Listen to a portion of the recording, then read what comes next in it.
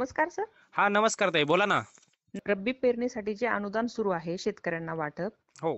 त्या संदर्भात काही प्रश्न आहेत शेतकऱ्यांचे आपल्या. हं, हं, हं. सर्वात महत्त्वाचे प्रश्न हे आहेत की ज्या शेतकऱ्यांना अनुदान मिळालं आहे त्यांना पूर्ण अनुदान मिळालेलं नाही जेवढं अपेक्षित होतं, हो. आणि काही शेतकऱ्यांना काहीच मिळालेलं नाहीये रक्कम. हं, हं. हा एक महत्त्वाचा प्रश्न आहे. हं, दुसरा हं. प्रश्न हा आहे की जिल्हानिहाय माहिती हवी होती की कोणत्या शेतकऱ्यांना कशा प्रकारे कोणत्या जिल्ह्यांना अनुदान मिळेल हे. हं, हं. आणि असं आहे की जर कोणत्या शेतकऱ्यांना नाही मिळाले तर त्यांचे काही कामं बाकी आहेत का, जे कामं करणं अपेक्षित आहे हं, की हं. त्या कामानुसार आपल्याला ते अनुदान मिळेल. तर या संदर्भात सविस्तर माहिती हवी होती.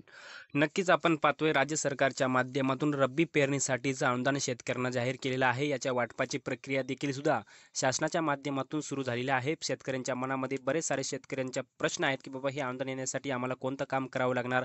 काही शेतकऱ्यांना खूप कमी अनुदान भेटत आहे, काही शेतकऱ्यांना अद्यापही हे रब्बीचं अनुदान वाटप तर सुरू आहे, परंतु शेतकरी म्हणतात की आमच्या खात्यामध्ये आलं नाही.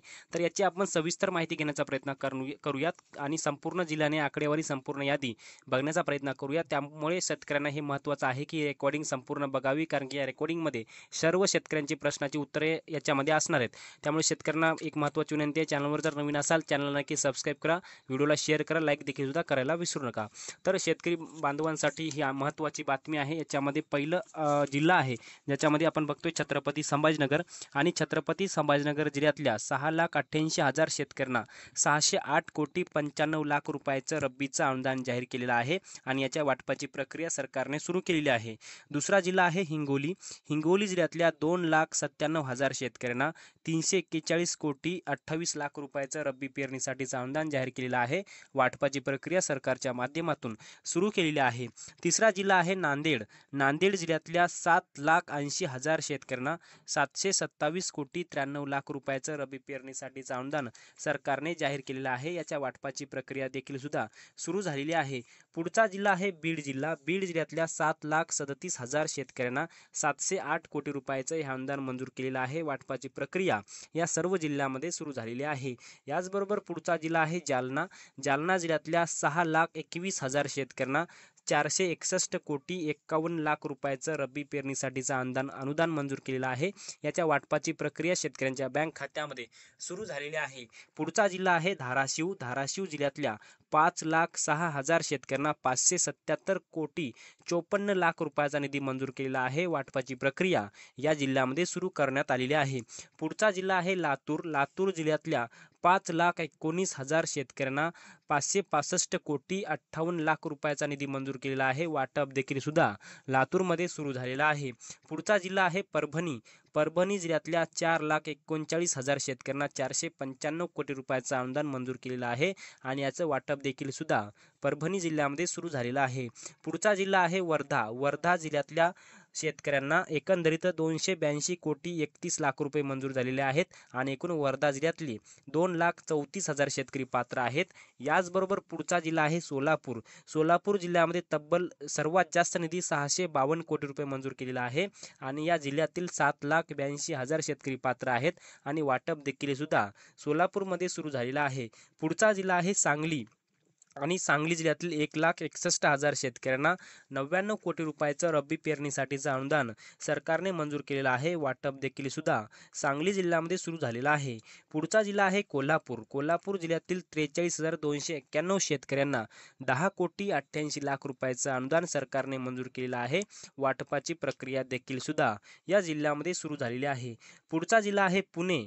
पुणे जिल्ह्यातल्या शेतकऱ्यांना 23,34,00,000 रुपयाचं अनुदान मंजूर केलेलं आहे आणि 53,000 शेतकरी या जिल्ह्यामधील पात्र करण्यात आलेले आहेत.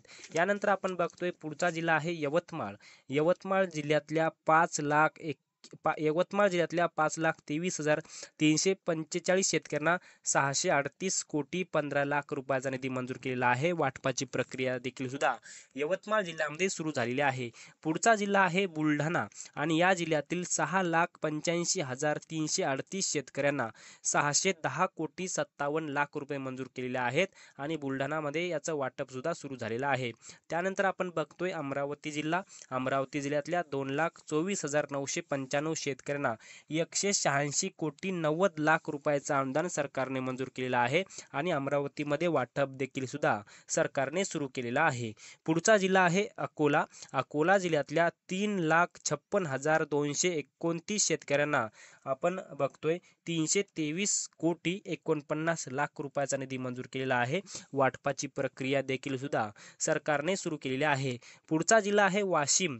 वाशिम जिल्ह्यातल्या 2,96,618 शेतकऱ्यांना 275,30,00,000 रुपयाचं अनुदान मंजूर केलेलं आहे. वाटपाची प्रक्रिया देखील सुद्धा या जिल्ह्यामध्ये सुरू झालेली आहे.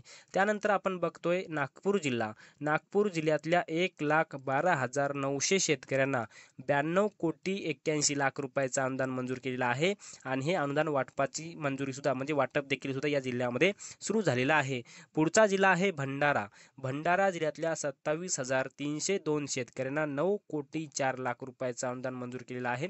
वाटपाची प्रक्रिया कृषी विभागाच्या माध्यमातून भंडारा जिल्ह्यामध्ये सुरू झालेली आहे. त्यानंतर आपण बघतोय गोंदिया जिल्हा. या जिल्ह्यातील शेतकऱ्यांना 2,56,00,000 रुपयाचा निधी मंजूर केलेला आहे. 6,755 शेतकरी या जिल्ह्यामधील पात्र आहेत. वाटप सुद्धा या जिल्ह्यामध्ये सुरू झालेलं आहे. पुढचा जिल्हा आहे चंद्रपूर.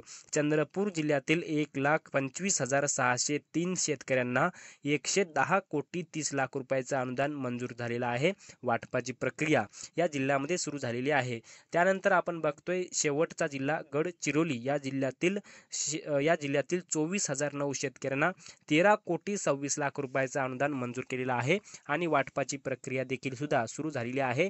आणि आपण बघतोय विदर्भ आणि पूर्व विदर्भातल्या या सर्व जिल्ह्यापैकी सर्वात जास्त निधी यवतमाळ जिल्ह्याला मिळालेला आहे. यवतमाळ जिल्ह्याला तब्बल 638,15,00,000 रुपयाचा निधी मिळालेला आहे आणि हा निधी वाटपाची प्रक्रिया देखील सुद्धा सुरू झालेली आहे. आणि एकंदरीत आपण पाहतोय हे विदर्भामध्ये आणि पूर्व विदर्भामध्ये 2,264 कोटी रुपये रब्बी पेरणीसाठीचं अनुदान सरकारने मंजूर केलेलं आहे. वाटपाची प्रक्रिया या जिल्ह्यामध्ये सुरू झालेली आहे. याच्या व्यतिरिक्त आपण पाहतोय मराठवाड्यातल्या 8ही जिल्ह्यातील शेतकऱ्यांना 4,486 कोटी रुपयाचं अनुदान मंजूर केलेलं आहे. वाटपाची प्रक्रिया सुरू झालेली आहे आणि एकंदरीत राज्य सरकारच्या माध्यमातून जे 31,628 कोटी रुपयांचं जे पॅकेज जाहीर केलं होतं त्या पॅकेजपैकी त्याच्यामध्ये 11,000 कोटी रुपये रब्बी पेरणीसाठीचं अनुदान सरकारने मंजूर केलेलं होतं. शेतकऱ्यांना हेक्टरी रब्बी पेरणीसाठीचं अनुदान 10,000 रुपये आणि ज्या शेतकऱ्यांचं 2 हेक्टर असेल तर त्यांना 20,000 रुपये, ज्या शेतकऱ्यांचं 3 हेक्टर असेल तर 30,000 रुपये आणि 3 हेक्टरपेक्षा वरी 5 हेक्टर 6 हेक्टर किती जरी असलं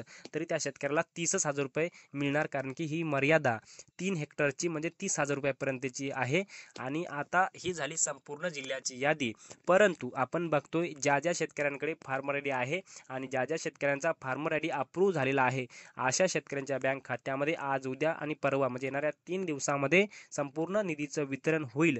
परंतु ज्या शेतकऱ्यांकडे फार्मर आयडी नाही त्यांना अनुदान येणार का, तर येणार, परंतु त्यांना दुसऱ्या टप्प्यामध्ये येणार. त्यांना आपला यादी घेऊन यादी नंबरवरचा VK नंबर घेऊन त्यांना KYC करायची आहे आणि KYC केल्यावरच हे रब्बी पेरणीसाठीचं अनुदान त्या शेतकऱ्यांच्या आधार संलग्न बँक खात्यामध्ये येणार आहे. यासाठी शेतकऱ्याला फक्त एक काम करायचं, ज्यांच्याकडे फार्मर आयडी आहे त्यांना कुठलंही काम करायची गरज नाही. ज्यांच्याकडे फार्मर आयडी नाही त्यांना आपला VK नंबर घेऊन KYC करायची आहे.